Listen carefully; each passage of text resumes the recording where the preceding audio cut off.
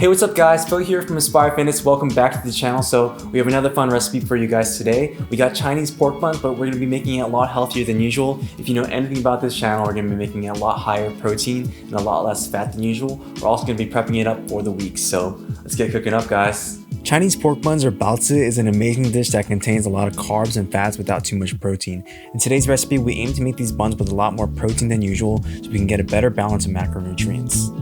So the ingredient list will be down in the description below, so make sure you get everything before you start this recipe. Let's start with the filling. We got 300 grams of pork loin to start it off here. We got 4 tablespoons of green onions, half a minced onion, 2 tablespoons of oyster sauce, 1 tablespoon of canola oil, 4 tablespoons of water, 1 tablespoon of salt, 1 teaspoon of Chinese 5-spice, and 2 tablespoons of soy sauce to finish. Let's start it off by making the filling here. You typically want to use ground pork here, which has a ton more fat than something like pork loin, which is packed with protein and minimal fats. It is a little bit of a sacrifice, but it actually stayed super juicy in the filling when we were done with these. Since you can't really get ground pork loin, you'll have to grind your own. It's pretty simple, you just want to chop away until you get it nice and minced.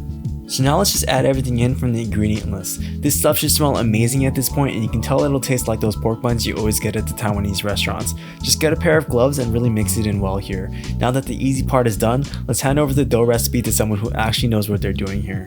I want to introduce you guys to my brother's awesome girlfriend Ivy. She has baozi dough skills like a seasoned Cantonese master and will be taking over from here on out. It's crazy how well she made these, so thank you so much Ivy for helping out us noobs here on the channel.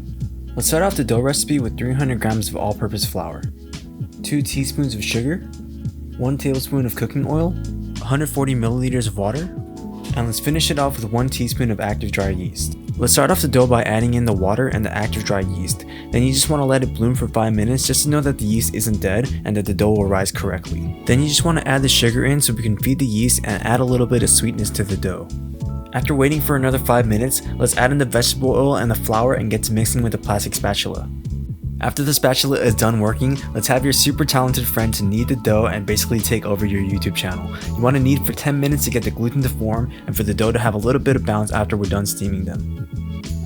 It's gonna feel like the dough is too dry, but just have faith and keep kneading for 10 minutes. This allows the dough to hydrate and eventually come together to form a really nice ball that has a slight bounce back. After the dough is done, let's put it in a bowl with a towel on top and let it proof for an hour to get that gluten nice and relaxed. After proofing for an hour, you should see that the dough has risen to twice its size and now it's ready to be rolled out. If your dough hasn't risen, it most likely means that your yeast was too old and didn't activate. So make sure you bloom your yeast in the beginning so you don't have to do this all over again and contemplate why you even tried making these buns in the first place. Now you want to get the dough and roll it out to a log and try your best to cut it into 12 equal pieces. Take your time with this because you want to make sure you have a nice even rounds by the end of this. This is where the hard part comes in. You want to get a rolling pin and try your best to make a circle with the dough with a roughly 2-inch diameter. You can accomplish this by holding the dough with one hand and rolling it out with the other. As you do this, you want to simultaneously turn the dough so you get a nice even round. This is exactly why Ivy is doing this and not me or my brother. It takes a Chinese master to do this, and us Korean folk need some practicing before we get on the big screen. Now that the hard part is over, let's get to the even harder part, which is to stuff these and crimp the ends to a perfect dumpling. A typical recipe calls for 1 ounce of filling for each piece of dough, but we used around 2 ounces since we absolutely wanted to pack these with protein. Try to go for a little wider of a circle if you haven't done this before. After you put in the filling, you want to grab a piece and squeeze another piece until you reach the end, just like Ivy is doing here. It'll take some practice, so just stay patient and you'll definitely be able to get it down. Here's a better angle of what Ivy is doing here. Try your best to pinch the ends of each edge and you'll eventually make your way to the other side. Good luck, guys. The great thing about making homemade dumplings is that they freeze beautifully and can be made in a matter of minutes just whenever you want them. Just sprinkle over some flour so the dumplings don't stick as they freeze. This recipe will make 12 buns, so you can choose how many you want to cook per serving. Just add in how many you want for your meal and save the rest in a container and let it freeze. For whatever amount, a good rule of thumb is to steam these for 16 minutes and you'll have these amazing soft buns with a ton of that savory pork filling. After 16 minutes, you're greeted with some amazing smelling buns that really have a better texture as they are freshly made. Whenever you make your own dough at home, you really do get a superior product as you get the aspect of freshness into the dish rather than something that's been sitting out for a while. Whatever you didn't use, you can put them into a container and freeze them and then cook them up whenever you're craving some fresh pork buns.